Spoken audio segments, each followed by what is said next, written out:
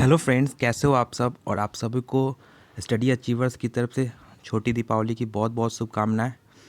और जैसा कि आप सभी जानते हो कि आरआरबी पीओ इंटरव्यू आपका शेड्यूल्ड है नेक्स्ट मंथ, और ये 14 नवंबर से स्टार्ट होने जा रहा है। तो जो फर्स्ट टाइम इंटरव्यू देने जा रहे हैं उनके लिए बहुत सारे उनके मन में क्वेश्चंस अराइज हो रहे होंगे कि कैसा होता है इंटरव्यू।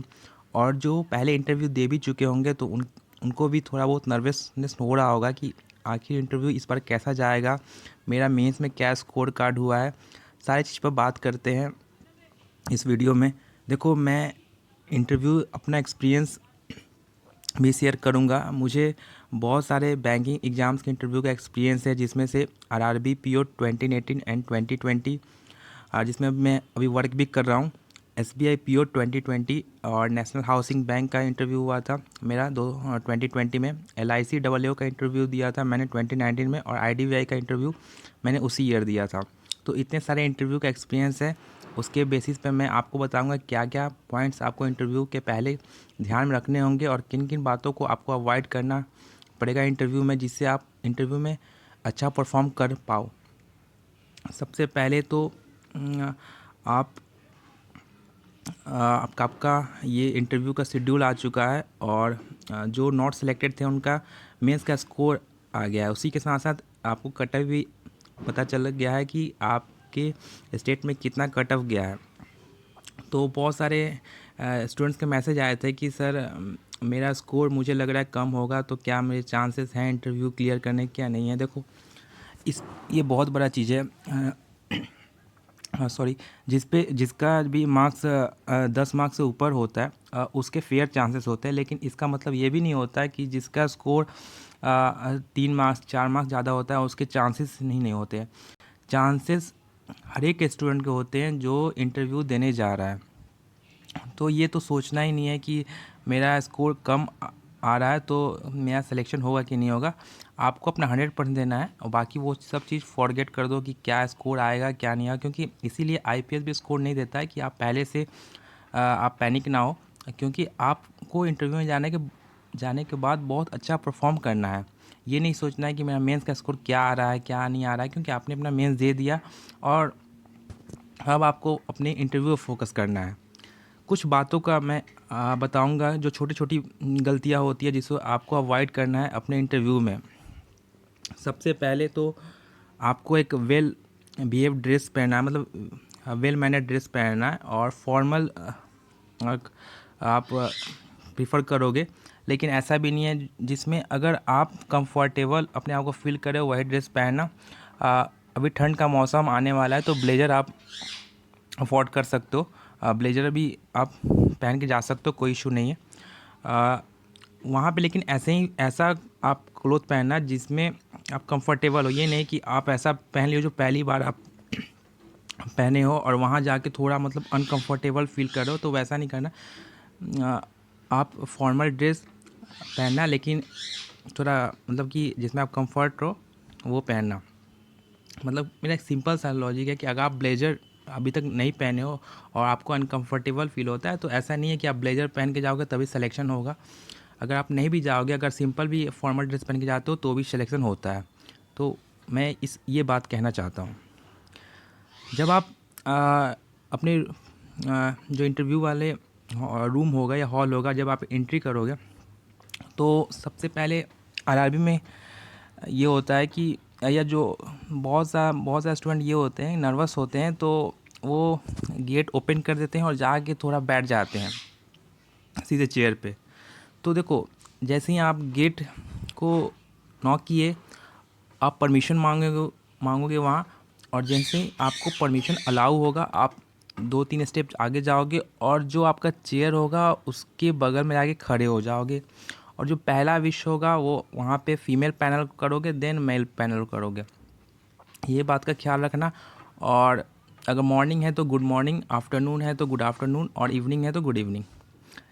लेकिन जब तक वो लोग आपको परमिशन ना दें आपको चेयर पे नहीं बैठना है, इस बात का ख्याल रखना।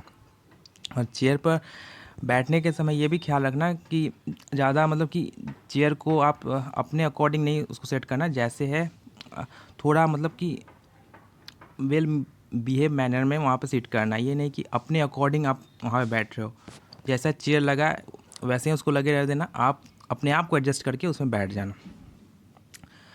उसके बाद सबसे बड़ा पॉइंट होता है कि पहले से कुछ भी प्री एज्यूम या प्रिडिक्ट क्वेश्चंस मत कर लेना कि हाँ मेरे पहले वाले से ये क्वेश्चन पूछा तो मैं भी जाऊँगा तो ये क्वेश्चन पूछेगा, तो वैसा नहीं करना है। पहले से कुछ भी प्री एज्यूम या प्रिडिक्ट क्वेश्चन इंटरव्यू के पहले नहीं करना है, क्योंकि कोई नहीं जानता कि क्या होगा। कभी आप जो पहला आंसर दोगे हो सकता है कि उसी में सारा इंटरव्यू ख़त्म हो जाए, या ये भी हो सकता है कि आपका इंटरव्यू थोड़ा लंबा चले। होता क्या है कि बहुत लोगों का इंटरव्यू 5 मिनट में ख़त्म हो जाता है, तो वो इसलिए डर जाते हैं कि किसी दूसरे स्टूडेंट का 20 मिनट चला, मेरा 5 मिनट चला तो क्या मेरा क्लियर नहीं होगा। ऐसा कुछ नहीं होता।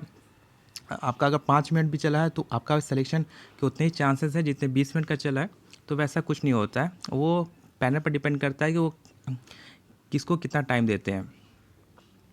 उसके बाद जो मोस्ट इम्पॉर्टेंट पॉइंट है कि आपका जो एकेडमिक प्रोफाइल है, कहने का मतलब जो ग्रेजुएशन में सब्जेक्ट है उसको अच्छे से करना।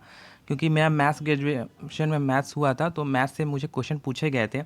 जैसे आपका साइंस हो, केमिस्ट्री हो, आपने बीटेक किया हो, बीबीए किया हो, कोई भी बैचलर डिग्री किया हो, लेकिन जिस सब्जेक्ट में किया हो, कंप्यूटर साइंस में किया हो, तो उसका नॉलेज रखना। इकोनॉमिक्स में किया या इंग्लिश में किया तो उसका नॉलेज रखना, क्योंकि अगर उस सब्जेक्ट से कोई पैनल में आप होगा तो थोड़ा डीप जा सकते हैं।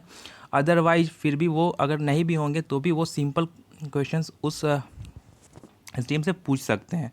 तो थोड़ा एकेडमिक प्रोफाइल अपना अच्छे से करके जाना।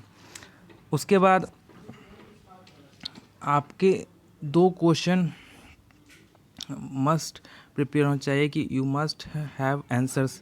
जैसे why you choose banking sector और why you switch to banking sector.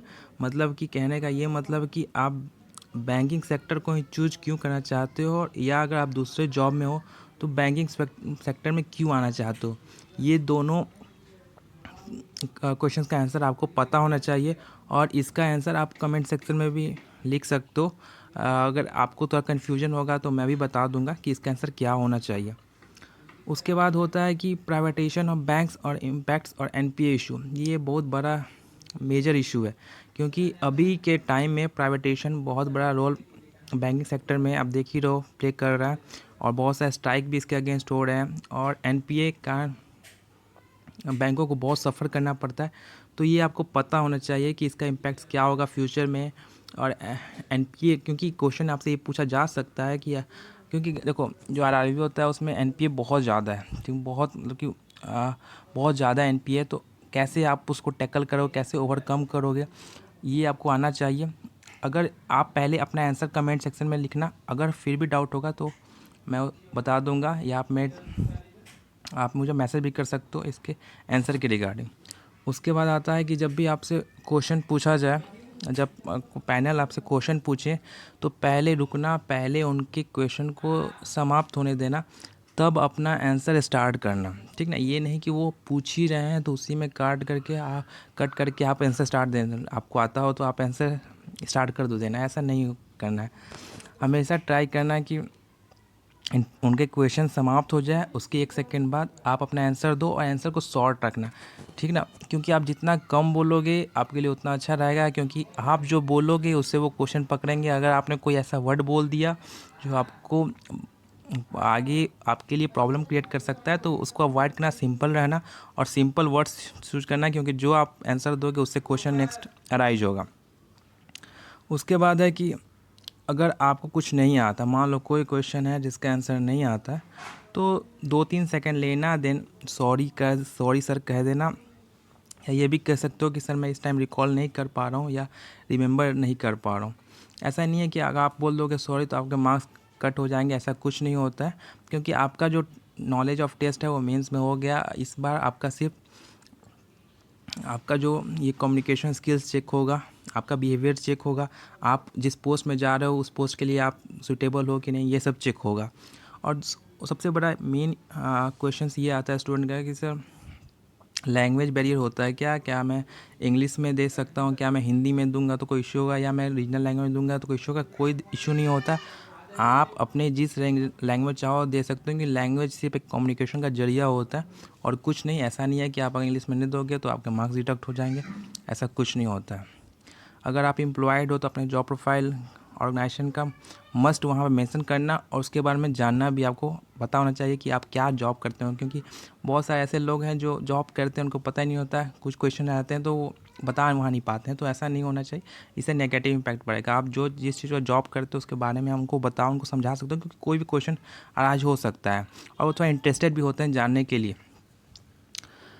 जहाँ तक प्रिपरेशन और static banking last 1 month current banking थोड़ा पढ़ लेना। मतलब स्टैटिक बैंकिंग करने का मतलब थोड़ा बैंकिंग टर्म्स पूछे जा सकते हैं थोड़ा बहुत, जैसे नेगोशिएबल इंस्ट्रूमेंट हुआ, चेक हुआ, प्रॉमिसनरी नोट हुआ, आपका बियर चेक हुआ, डिमांड ड्राफ्ट हुआ, ये सब क्वेश्चंस हो सकते हैं। और जो 1 मंथ के बैंकिंग करंट अफेयर्स हैं, जैसे किस बैंक ने ब्याज दर घटाया, आरबीआई का मॉनेटरी पॉलिसी क्या था, ये सब, और थोड़े जो करंट इंटरनेशनल और नेशनल मेजर इश्यूज हैं वो सब देख लेना, उससे भी क्वेश्चन आ सकते हैं। या जहाँ पे इलेक्शन हुए हैं, इलेक्शन नहीं होने वाले हैं, वहाँ गवर्नर चीफ मिनिस्टर कौन बना, ये सभी लोग पूछ देते हैं कभी कभी, तो ये सब आपको पता होना चाहिए। और अपने सिलेक्शन के बारे में ज़्यादा नहीं सोचना है, आपको बस ये सोचना है कि आपको अपना 100% देना है, क्योंकि फोकस प्रोसेस पे करना चाहिए, रिजल्ट पे नहीं करना चाहिए, क्योंकि अगर आपका प्रोसेस अच्छा होगा तो आपका रिजल्ट अच्छा होना ही है। और इसके अलावा भी कोई भी डाउट होगा तो आप मेरे टेलीग्राम ग्रुप में पूछ सकते हो, मैं उसका अपना लिंक दे दूंगा डिस्क्रिप्शन में। और मेरे जो जितने भी इंटरव्यूज़ हैं उसके स्कोर कार्ड मैं अपने चैनल पे पहले भी डाल चुका हूँ, वहाँ से भी आप लोग देख सकते हो कि मुझे किस एग्ज़ाम में कितने इंटरव्यू में स्कोर कार्ड आए थे। जहाँ तक मैं इस एग्ज़ाम का बात करूँ तो 2020 में मैं इंटरव्यू दिया था RRBPO का, उसमें मुझे 82 मार्क्स आए थे, 82 मार्क्स आए थे आउट ऑफ 100। उसका भी स्कोर कार्ड मैंने डाला हुआ होगा, आप देख सकते हो। और इतने सारे इंटरव्यू का एक्सपीरियंसेस है, मैं उस बेसिस पे आपको ये अपना बता रहा हूँ।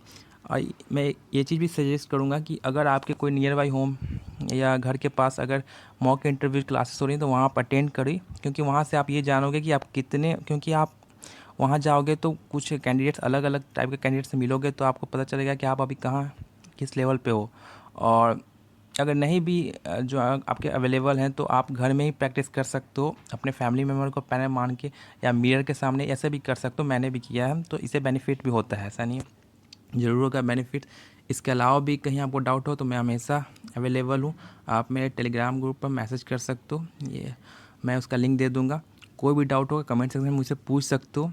तो wish you a best of luck and happy Diwali. Thank you.